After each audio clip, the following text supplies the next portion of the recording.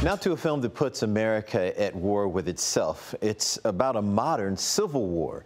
And critically speaking, this film is uncomfortable, it's violent, it's engaging, as war journalists pose tough questions like, why didn't I just tell him not to shoot them? They're probably gonna kill them anyway. How do you know? He doesn't know, but that's besides the point. Once you start asking yourself those questions, you can't stop. So we don't ask. We record so other people ask. You want to be a journalist? That's the job. Hey, Lee. What? Back off. I will not back off. The more I thought about this film, the more I appreciate it. It's a story of war journalists covering a conflict that happens to be in our country. Kirsten Dunst and Warner Mara are a team with a young wannabe war photographer played by Cailee Spaeny. I'm sorry for jamming my way into your ride, okay? I know you're really angry about it, and I know you think I don't know shit, but... I'm not angry about that, Jesse. I don't care what you do or don't know. Spaony's character is hitching a ride along with a New York Times writer played by Stephen McKinley Henderson. But the young journalist doesn't really understand the danger of war. The Civil War is between the heavily armed Western forces of Texas and California against the remaining United States and its president, played by Nick Offerman. And the journalists are traveling from New York to the nation's capital to get that exclusive interview. You don't know what side they're fighting for.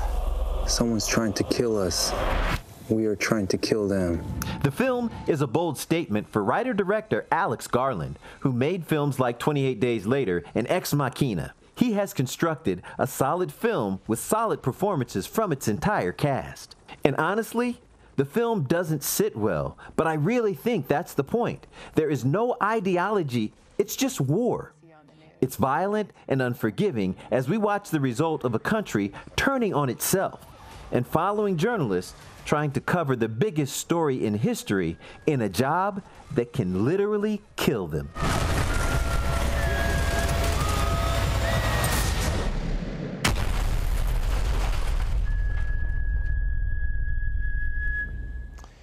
Yeah, the movie makes you uncomfortable, but I think that's really the point. It doesn't get into politics or ideology at all. It's just about war. And the more I thought about this movie, the more I appreciated it. Civil War gets a thumbs up for me. It's a grade of a B. Got about an 87 or 86%, somewhere in that category on Rotten Tomatoes right now.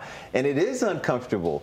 And some of the same rhetoric that we hear in real life, you hear it in the film, and it just rings different when you're walking through a country at war. You can't cross a state line. Some states they can't even go through simply to get to their story. It takes them days to get from New York to Washington, D.C., something that's usually about a 4-hour drive or train ride. And Lee, is there any, is there any redemption? Do you leave with, is it cause you to think differently about something? Or because, I asked because I just watched a pretty incredible documentary about the Middle East and what's going on in Gaza. Very hard to watch, and it's real life. And so I'm wondering why you choose to go to this movie, in other words. I think it's a well-done film, but it's also a fictional cautionary tale. And the thing that makes it even more poignant is the Civil War in 1861 in our country started on April the 12th, which is today. It is pretty sobering to think, even though this is a fictional movie, it is something that you can't help but imagine could really happen. Just like, and I mentioned this yesterday, but like that Leave the World Behind. It's a fictional movie, but you can imagine that happening. You know what I mean? And it's interesting, that one leads you right up to them looking, I don't want to give the movie away, but looking at a situation that is this situation. Wow, incredible.